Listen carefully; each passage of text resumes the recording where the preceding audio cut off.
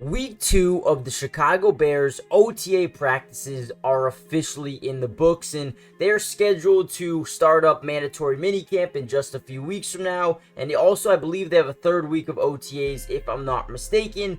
But in this video, we're going to break down all the news, notes, highlights, observations that you guys have, maybe missed throughout the week. Now, usually I take this day by day, but since the week is officially over, it's Sunday, they're not practicing again this week.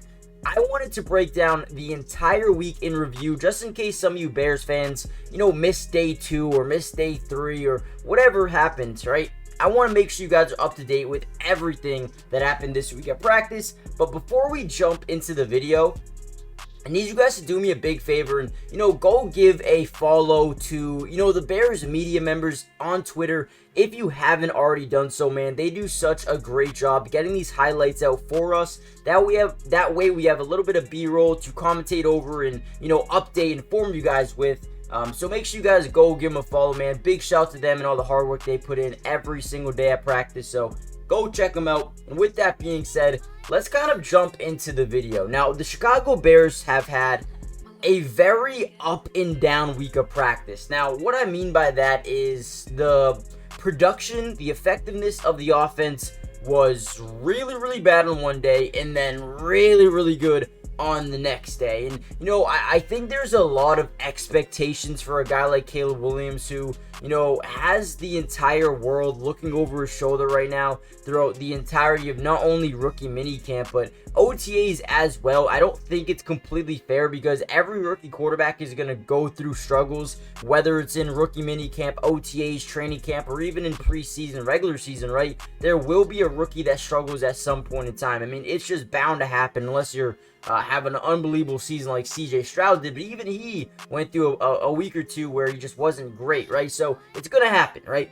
And I feel like a lot of people really, really torch a guy like Caleb Williams. And I also don't think it's fair because, day 2 of this week's practice, or maybe day 1, he absolutely played terrible. I think he threw like 4 picks. I mean, he couldn't hit the backside of a barn if he wanted to. And the defense came away with so many interceptions, so many turnovers, and pretty much just dominated him from start to finish. And, a lot of people when that happened were, calling for his head. I mean, they were absolutely pissed. They were demoralized. They were like, oh my God, did we draft the bust and whatnot? And as I'm sitting here like, guys, there's no pads, there's no contact. I mean, yeah, maybe it shouldn't have been that bad, but at the end of the day, the crazy thing happened next, right? Next practice, which we'll talk about in a minute, he looked absolutely amazing. And then people are like, oh, I mean, it doesn't matter. I mean, it's OTAs. Like, how can some people sit here and talk about him having a bad day being the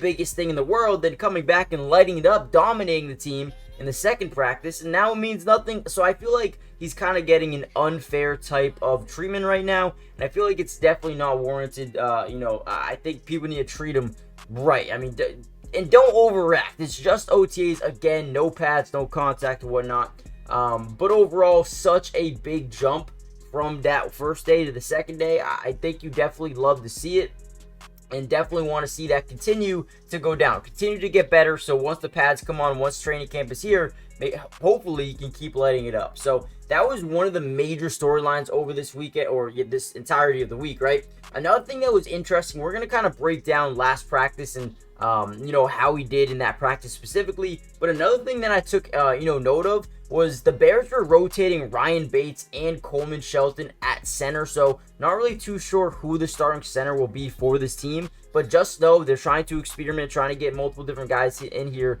to really figure out who's going to be that starter. And again, we won't probably figure that out until preseason type of play. Now, before we get any further into this video, guys, do me a big favor, subscribe if you're new, hit the like button. It's free, it doesn't cost anything, and we will be covering the Bears throughout the entirety of the offseason. Now, I know you guys are probably thinking, well, what does that really include? Okay, so we're going to be covering not only the rest of OTAs, but mandatory minicamp, training camp, preseason, and regular season, breaking down film throughout the season as well, as that way you guys are up to date with everything that's going on throughout everything, right? So make sure you guys just join the family. Again, it's free, it doesn't cost anything.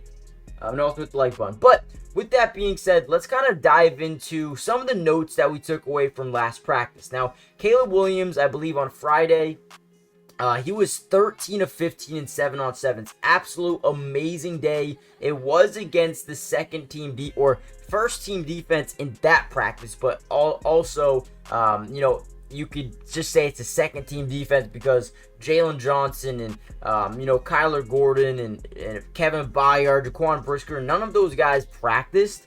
So, you could basically just call it second team defense. But still, he had to come out there, he had to execute at a high level, and he did. I mean, he had one incompletion, and it was a defensive pass interference. I mean, absolutely amazing. He had, darts all over the field. Also had a touchdown to DJ Moore, and in situational drills, he led the team up for what would have been a game-winning field goal, for Cairo Santos. So that was huge as well. Definitely saw a lot of progression from day 1 this week to day 2 or day 3. I feel like he's been really good. Another interesting thing to note is Rome Odunze is back from that little hamstring injury. I thought that he would practice this week, and seeing him actually, practice was definitely a good sign. Definitely happy about that, and I'm definitely excited about his development so far, man. He's moving very, very well. Just looking like that guy that they drafted number 9 overall. No setbacks, no limitations. Rome Odunze is a dog, and I can't wait to see what he actually does during the season. We also found out that the Bears are excited to be on Hard Knocks, man. Caleb Williams has been a guy who has a ton of media focus throughout his collegiate career, even his high school career, man. He's always been so good, right? So they're gonna be on Hard Knocks, and he's excited to prove people wrong, man. And it should be a very interesting year with Caleb Williams and Keenan Allen and DJ Moore and DeAndre Swift and Cole Kmet and Gerald Everett and DJ or whatever. I think I said Keenan Allen, Rome Odunze, right? So I think it's gonna be really fun, and I think this is what Caleb Williams wants, man. He wants the media attention because he wants to prove people wrong, and that's something you gotta like, right? So we did not see Keenan, didn't see Montez Sweat. The starting secondary was out as well. And again, 7 on 7s were completely dominant for Caleb Williams and DJ Moore and some of these guys in the offense. They just looked really, really good. And again, want to continue to see that happen over the next few weeks here.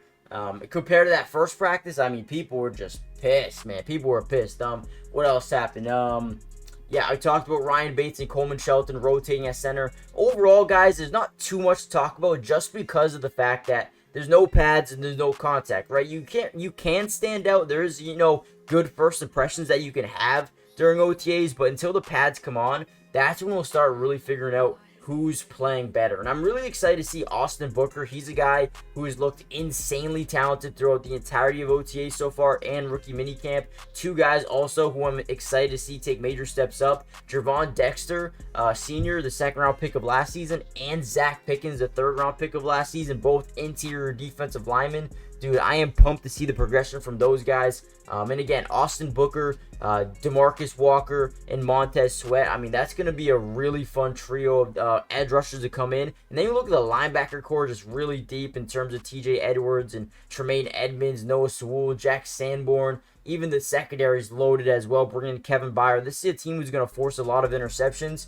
and they've already shown that in OTA so far. I mean, just look at day 1 of practice, or day 1 this week, right? So, yeah, hit the like button, subscribe if you're new, join the family. Let me know what you guys think about Caleb Williams and their practice so far. Hopefully, we continue to ramp up, get more highlights and news and notes over the next few weeks here as we lead up into mandatory minicamp and then training camp, man. I will be covering that as well. Join the family.